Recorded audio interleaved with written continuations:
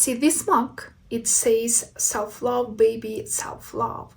And it's not just for decoration and it's not just for fun, it's actually a psychological anchor, a science-based approach to train self-love into my nervous system. And today I will show exactly how I do it. So hello everyone and welcome back to my channel.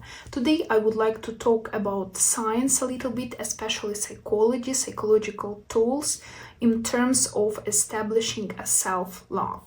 And in case you've seen some of my previous videos, you already know that self-love, it's a very important topic to me. It practically was one of the first steps on my transformation journey. And once I came to that point when I decided that I want to change, probably the first thing that I started noticing is how I talk to myself, what kind of words I'm using when I'm talking to myself, and I actually started consciously changing that. And while I was researching this topic and thinking of different tools that may help me to increase self-love in my life and kind of teach even myself to love myself more as it should be, I came across identity-based approach and I love it. Like most of the videos on my channel are devoted to this topic and also to the idea of anchoring. And anchoring, it's a very powerful psychological tool. For a while it was also popular in NLP, and in one of my previous videos I already showed you a couple of objects which I use for different purposes and which actually based on this anchoring approach. I was talking already about my glasses, sunglasses that I use, and also about my rings, and I have a couple of them and I actually use them in order to support this identity that I'm building. And today I want to talk about one more tool, which is a mug. So what is actually an anchor? In psychology, it's when you pair a physical object or maybe a certain action to a specific emotional state, and you do it through repetition. And over time, the brain learns that this particular object is equal certain feeling. Maybe it's safety, maybe it's self-love, maybe it's something else. And this approach is actually based on a real science of conditioning, of nervous system regulation, and on self-compassion research. So actually, this mug is not magical. Repetition is the real magic. So, how I actually use this mug and how it helps me to build better relationship with myself and actually love myself more. First of all, I need to say that I do not use this mug every single day because it's a tool, because it's a psychological exercise. I do it in a targeting way when I need, and once I just want to drink my coffee or tea, whatsoever, I use my regular mugs. But this kind of mug I use intentionally as a decision in some particular moments. So I typically use it a couple of times per week, sometimes a little bit more, sometimes a little bit less. Again, depends on my mood, because actually I'm using this mug only when I'm in a good mood, in a positive mood, maybe when something good happening to my life, maybe I can see some kind of progress in my life. And also I use it when I'm kind of in neutral state, but definitely not when I'm overwhelmed, not when I'm upset, and not when I'm in this state that it feels like there is a problem, I need to fix it, I need to fix myself. That's a very negative state for this particular tool.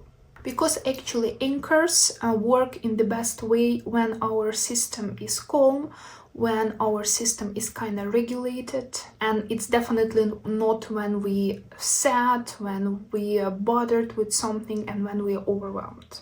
So what is actually the ritual to work with this particular mug or any other object that you may choose for your self-love routine? First of all, again, I need to find a specific state. Again, it can be something neutral or something positive. So I kind of make a conscious decision that today, because I'm in this particular mood, I can use this mug. And also I typically do when I'm alone, because it's also me time and I know nobody gonna disturb me. And I know I don't have any urgent stuff to do on my work, so I have kind of this me time. There is no urgency, I'm not running anywhere, I'm not late anywhere. I have certain amount of time to devote to myself, and that's actually when I opt for this particular tool. So I kind of make my coffee. Typically it's coffee, sometimes it's tea, but in 99% it's actually a coffee. So I typically do it in the first half of the day because I'm a morning person, and typically kind of my best mood it's somewhere around morning. So I literally put my hot drink inside and I kind of touch this mug with both hands.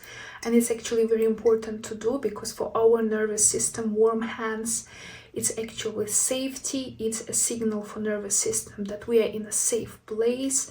And probably you notice it yourself when you're kind of cold, when you are not feeling good also mentally. It's actually our habit, our something kind of natural, intuitive, just to take our hot beverage and kind of hold this mug like this with 2 hands, and even like to hold it close to our body because it actually gives safety. And before I do the first sip, I'm actually telling to myself, okay, now this mug, and it's not only about what I'm telling, it's actually about feeling, which comes again through repetitions once you repeat it many times. So I'm just holding this mug in my hands and I'm telling, okay, this is me time, this is my self-love time, I love myself, I in peace with myself, I feel calm, I feel safe, this is how I care about myself. And it's very important to say it before you make the actual first sip, because brain loves repetition, brain loves routine, and actually for setting this particular anchor, words will be the first step into this cycle. So first you say those words, and typically you say exactly the same words for a couple of weeks till this anchor will be settled, and after you actually take the first sip. So when I'm continue drinking my beverage, my coffee, I'm actually having my self-talk. That's why I call this mug self-love, self-talk mug. So it's not only about self-love, it's also about how I talk to myself, because once I'm taking this mug into my hands, for my body it's already a signal that we are in this me time and we are going actually to talk to myself. So what definitely we should avoid, and science already is pretty specific about that, we should not tell something like I should, I must, I have to. We are not using those words. We are not trying to force positivity if we don't feel like positive now. We are just accepting our neutral state. And we're not trying to kind of fake it something. We're also not trying to make some kind of show out of it, some kind of performance, because nobody's watching. We're actually doing it for ourselves. And also we are not trying to say to ourselves, I'm okay, everything is fine with me, if in reality it's not like that. So we are not trying to trick ourselves, and we are not trying to tell lie to ourselves. Also, I recently learned, and again, psychology has it proved already, that when you talk to yourself in this kind of mode, it's better to use the second person, you, rather than I. And when I just started this exercise, I was telling something like, I love myself, I do this and that, but now I'm consciously changing it to you, because again, science tells us that it's more efficient. And also there is a simple formula that we can use in this case. It's like the validation first and reassurance after. For example, first of all, I do validation to myself, like, you are tired today, and after I'm kind of giving the reassurance, it's okay, now you are safe, now you're in your me moment time, and now you care about yourself. And again, I'm consciously using you in this moment when I'm talking to myself. And again, first of all, I clarify, I make clear that this is now emotion that I can experience, or this is the state I am right now. And after, I'm giving the validation to myself. So again, you are tired now, that's okay, now you are safe, now I'm gonna take about you, now I will give you some care. One more additional part here, this is again something that I learned recently. It's connected with mirror neurons and how they work in our brains. So it's also a good kind of mini exercise while you are dealing with this mug, to imagine somebody who you already have in your life. And it's better if it's a real person, not an imaginary one. It can be your partner, it can be some of your family members, your friend, whatsoever, and you need to imagine how this person tells you those nice words like I love you, I care about you, I want you to feel better, and you actually imagining this person telling that to you. And it's also a very powerful tool because again, we are all social creatures, and brain likes this kind of socialization, this emotional and social support. And in this case, brain releases oxytocin and reduces cortisol. Another important thing to keep in mind when we are doing this exercise is again to think about identity-based approach. And if in the past in this particular exercise I was mostly telling to myself like I love myself, or later I change it I love you, now it seems for brain it's better to have this identity-based approach when I'm not just telling that I love myself, but I'm actually prove with my actions that I am already that person who loves herself. And for me it will be something, okay, now I'm sitting, now you are sitting, now you're having this you time, me time, whatever you call it. And this is already the proof that I am the person who loves herself, that I'm the person who takes care of herself, because I'm already doing this exercise. I'm already performing this exercise. This mug is literally in my hands. So I am already a person who cares about herself because I have a proof. I have a repetitive action that I do quite regularly. So it's not just empty words that I love myself. These are backed up with real repetitive actions.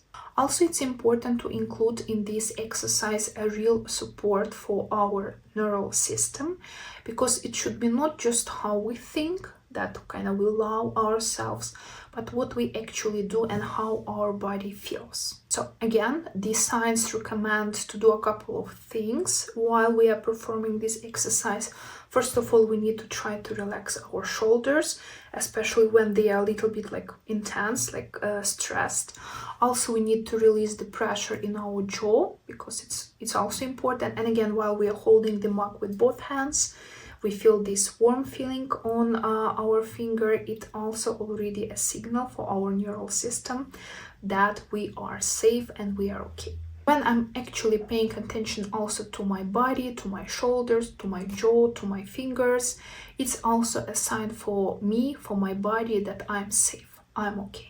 And in this case, my brain, my body remembers that self-love. And for me, this exercise is actually self-love. It's something easy, it's something calm, it's something effortless, it's something that I can do regularly with pleasure and feel really good about that. Also, science tells us that when we use this type of exercises, again, mark in my case, on a regular basis, it literally changes our baseline in terms of emotions. And we change the way we see ourselves, we change the way we talk to ourselves, not by forcing it, but actually by living it regularly. We are changing through repetition. And brain loves repetition, our neural system loves repetition, because this is something that literally brings change. So again, in case you want to try something for yourself, in case you also want to establish better relationship with yourself, or maybe set a certain goal, a certain state to a physical object. First of all, I would recommend to find a new object, something that you are not using regularly, something which will be kind of clean in terms of usage, so you will not have any memories, it will not remind you about anything. It will be literally neutral object when you start doing with that. That's why I especially bought this mug, like a new one, even though I have like a huge collection of mugs already, and you should not use it regularly. So I'm not using it every time I drink my coffee. Again, it should be a choice. It should be some kind of decision that you make based on how you feel in this particular moment. And it's better, I think, if you are alone and you can be completely devoted to this exercise. And again, mostly we are thinking about positive emotions here, There are also exercises connected with soothing. So once you are in a kind of bad state, maybe you are sad, maybe you are tired, maybe something else, you may also use different objects, but it's better to separate those objects. So you should have one object when you are in a positive state and you kind of feeding and reinforcing this state, you are connecting to yourself. And also there should be some kind of soothing tool, soothing object when you are not feeling so great. I do not have this soothing object yet, but now I'm thinking what could it be, and probably one of my upcoming video is gonna be about that. So first of all, I need to find this object and also kind of test it, try it for a while. So after, I'm gonna make a separate video about my experience in that. So again, positive emotions first of all. And the crucial part here is repetition. If you do it just once or twice, it's not gonna have a huge effect. But if you do it pretty regularly, a couple of times per week, you will see that changes is gonna happen. You will not notice it like immediately, but because it's repetition, and repetition has time, repetition has its power, its magic, and if you are consistent with this exercise, the change will be huge. So if this video resonates with you and you like this particular tool, please like this video and subscribe to my channel. I'd really appreciate it. Also, I'm planning to share more science-based tools that can help us on our health journeys, on our weight loss journeys. So if you're interested in that, please join my channel and let's grow together. And please leave in the comments below what object would you like to choose for building better relationship with yourself and introducing self-love into your life. Again, thank you for staying here with me, and I will see you in the next video.